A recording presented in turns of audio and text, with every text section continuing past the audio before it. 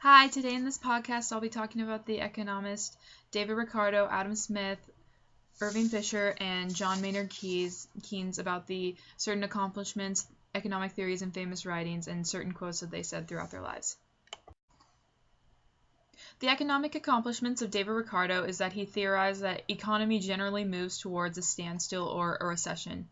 His one theory was the modified version of labor theory of value, and he said that with every improvement of society and with every increase in its capital, the market wages of labor will rise.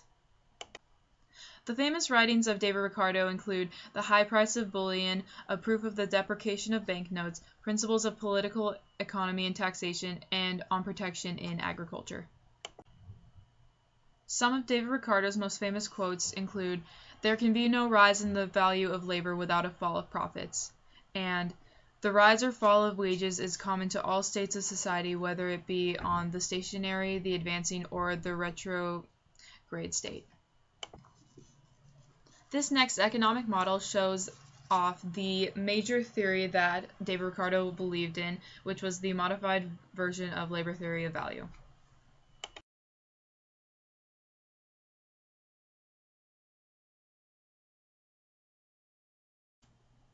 Adam Smith is often touted as the world's first free market capitalist. He is also known as the father of modern economics and is a major proponent of laissez-faire economics. The main theory that Adam Smith believed in mainly was the invisible hand theory, which was the idea that an invisible hand guides aggregate supply and demand. These ideas reflect the concept that each person, by looking out for him or herself, inadvertently helps to create the best economy and outcome for everyone. Aggregate supply is the total value of goods and services that all firms would produce in a specific period of time at various price levels. Adam Smith is most well known for his very popular and very famous work, The Wealth of Nations. Some famous quotes by Adam Smith is, "It is not from the benevolence of the butcher, the brewer, or the baker that we can expect our dinner, but from their regard to their own interest." And another quote is, "No society can surely be flourishing and happy of which the far greater part of the members are poor and miserable." This next economic model illustrates the invisible hand theory that Adam Smith theorized for all his life.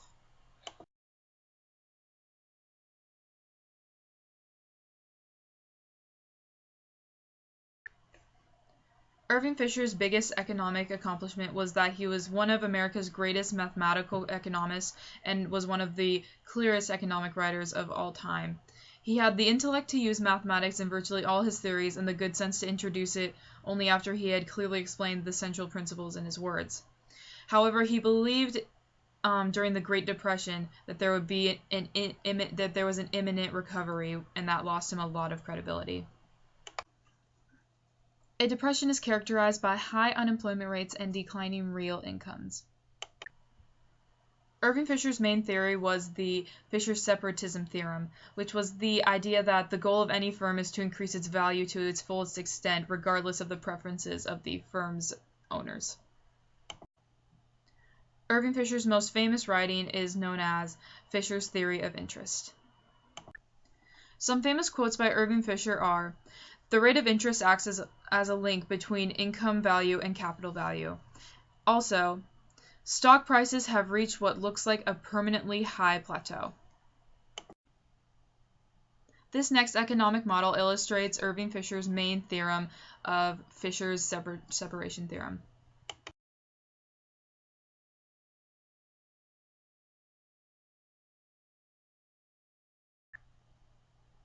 John Maynard Keynes' main accomplishments were that he built on and greatly refined earlier work on the causes of business cycles and is widely considered to be one of the founders of modern macroeconomics and is the most influential economist of the 20th century.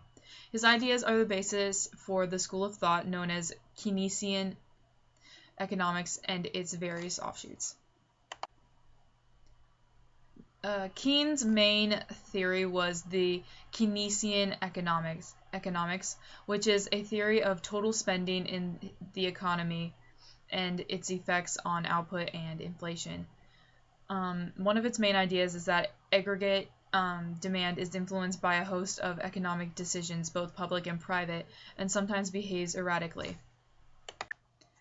Inflation is a rise in general levels of prices, and aggregate demand is the total quantity of goods and services demanded at different price levels. Keynes' most famous writings are The General Theory of Employment, Interest, and Money, The Economic Consequences of the Peace, and Essays in Persuasion.